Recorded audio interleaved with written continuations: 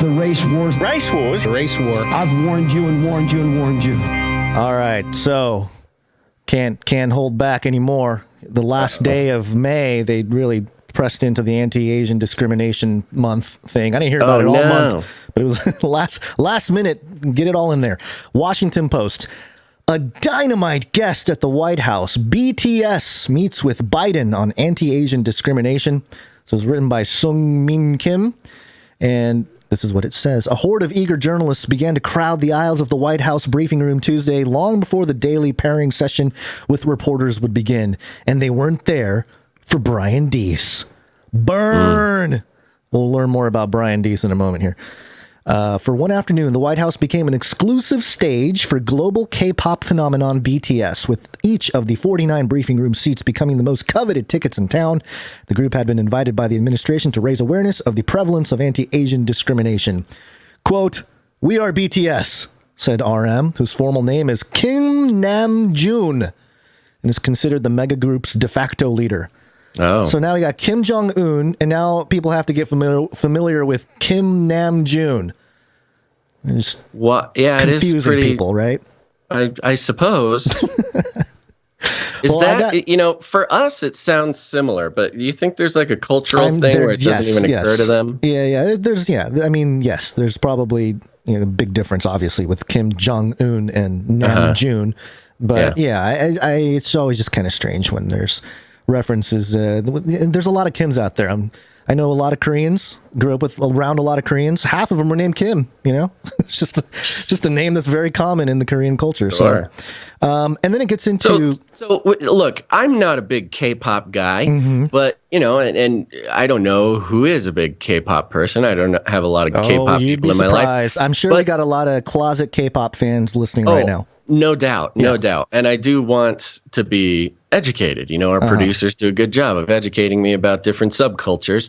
K-pop sounds like a subculture that I would sort of ironically get into and then might find myself a very earnest and authentic fan. That's just sort of the way these things go. Yeah. Of your life. But for those who don't know, I mean, K-pop is humongous. It's a phenomenon bigger. There's almost not an analog to the K-pop phenomenon the Beatles. In the U.S. It's the Beatles. That's what it is. Okay. Yeah. It's like the Beatles, but they're Korean. So maybe you're not a huge, Korean Beatles fan, but they are so. It's almost a religion. Well, we'll get to some things here that really show the state of the world. This whole story, it's not just about the Korean K-pop group coming to the White House. There's a kind of a cultural commentary going on that we'll get to here. But I got some clips here from the actual press conference.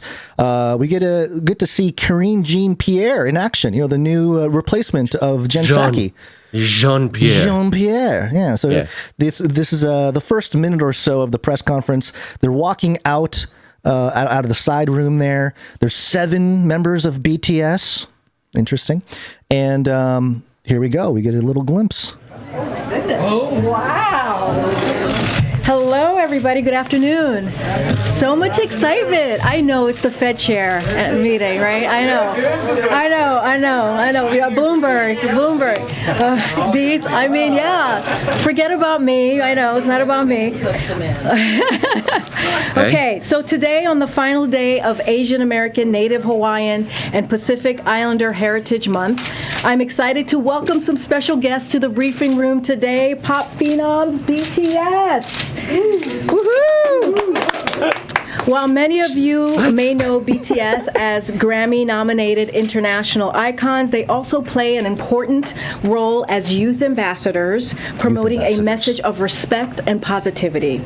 After this briefing, they will join President Biden in a discussion about Asian inclusion, representation, and diversity, as well as addressing an anti-Asian hate crimes and discrimination.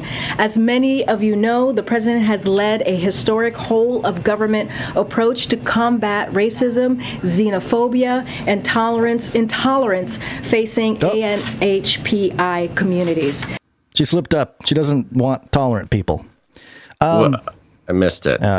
She's fighting tolerance, fighting. Yeah. Biden is fighting tolerance. Yes. So There you go. What do you think? What do you think about her little entrance there? Little jib jab with the crowd. She's like, we're friends. We're hanging out. Unfortunately, it's a little embarrassing. I mean, she's like kind of trying to MC some sort of event, and they're trying to hype it up, as this big, I don't know, big opportunity, big showbiz thing. She's doing a showbiz thing, which I get it. It's part of her job a little bit. Yeah. But seeing as how the response from the audience was a little lackluster, I think there's maybe an unfortunate read on the situation. In the room, it might have been, but we'll learn about what was going on outside. Here's a clip from what's his name? Jimmy or something? I don't know. It's the translator translating for us. Jimmy said, "We were devastated by the recent surge of hate crimes, including Asian American hate crimes. To put a stop on this and support the cause, we'd like to take this opportunity to voice ourselves once again." J-Hope said, "We are here today thanks to our army, our fans worldwide."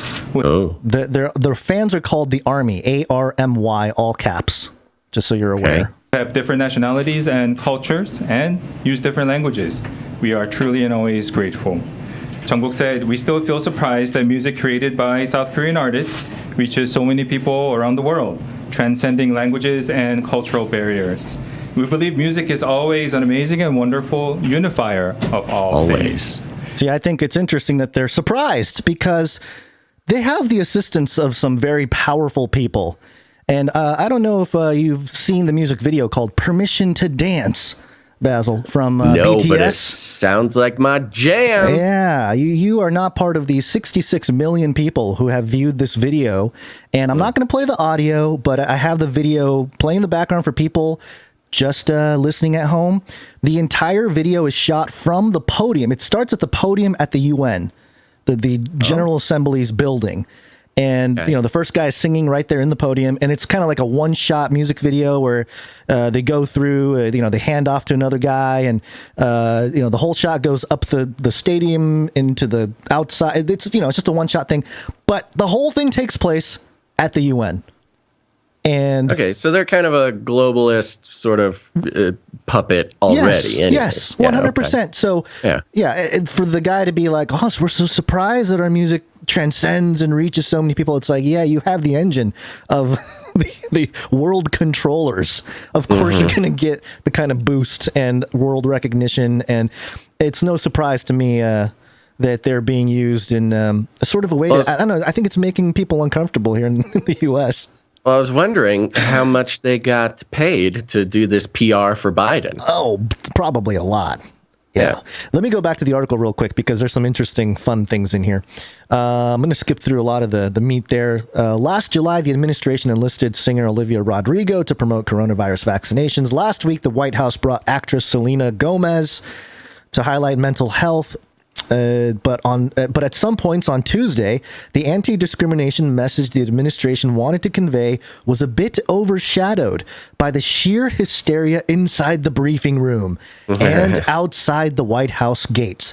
Outside, hundreds of fans, mostly young girls, gathered in hopes of snagging a distant glance at the K-pop group as they waited in the scorching sun. They chanted the name of the 7 members and screamed, "BTS! BTS!" This was at the White House? This was in America? This is in America, right outside, yes. Okay. Inside, scores of intersected journalists, many of them Korean descent, packed the aisles at least a half hour before the briefing was supposed to begin, making the already cramped room even more stifling. Veteran journalists quipped that the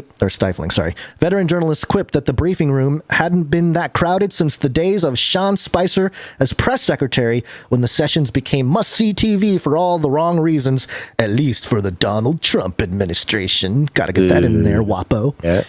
And then it goes into kind of a weird comparison to make, though. Like this, we brought in this, we brought in the Beatles just to try to get as much attention as Trump would get. Yeah, they're admitting their failure as just a normal administration to draw any kind of attention or excitement. Later down here, more than 300,000. So it talks about the number of people that were watching the stream when they came on, and it was a whopping 197,000. More than 300,000 were still watching live the stream as Deese, the White House director of the National Economic Council, stepped up to the lectern and began to speak. in parentheses, the viewership numbers decline precipitously the longer Dees talked about inflation. Quote. Yeah, Quote. of course. Quote, okay, so I get to go home and tell my kids that BTS opened for me, Dees said as reporters laughed. Quote, I did not expect that when I woke up this morning, and I know that you're all here to talk about trimmed mean inflation, and you're as excited about that as you are for them, end quote. Mm-hmm. And yeah, it says everybody trickles out and nobody cares about the inflation report. I think they it just really literally left. They literally left the briefing room. I don't know if they literally left the briefing room. I'm sure some did. I'm sure there was a group of people that left. This is just the state of the world. That there are things happening that are very important. I would imagine a report on the inflation numbers and the economy is just as important or more important than Asian race hate crimes or whatever. What the world cares about is not even the race stuff. It's BTS. It's the distraction. Well, more than anything, it shows how desperate they are to get any attention. Get people's attention, positive attention, right? Right. And to lure people in with sort of a sugary treat that is a K-pop band, a popular K-pop band. Yeah, their skin is so perfect. It's kind of gross when you look at it. It's like, man, what are you doing? Don't Asian shame these Asians, Asian. But hey, they're all fit young lads. They're fine. But they look like clones. On the last day of Asian American month, Pacific Islander there's a lot month. more in there. Yeah, sorry, I forgot the whole thing. But I'm not offended. It's okay. They got to lump them all in. But on the last day, trying to go out with a bang or whatever, make some sort of statement. And I could see their desire to make some sort of big statement on Asian American History Month or whatever, because I had no idea. I had not heard anybody. Nobody's changing their flags. No, corporation is changing their profile pictures or what I would coloring say? their logo or anything. I had no idea this was even happening. Our listeners and producers who do meetups who hold giant signs of my face are doing more for anti-Asian hate than any of these people over here. I know.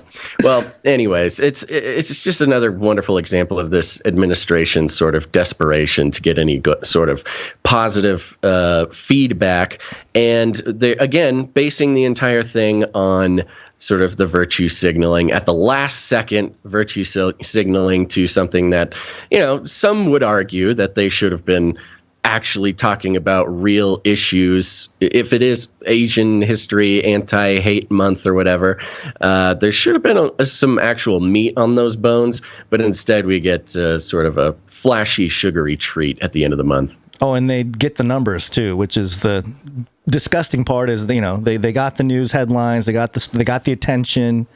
So, Yeah. All right. Well, I think that's enough about that. There's not a whole lot there. There's a few, other Boston Globe headline, lured on dating apps and social media. Asian Americans are crypto scammers' latest target. And it's like, all right, okay.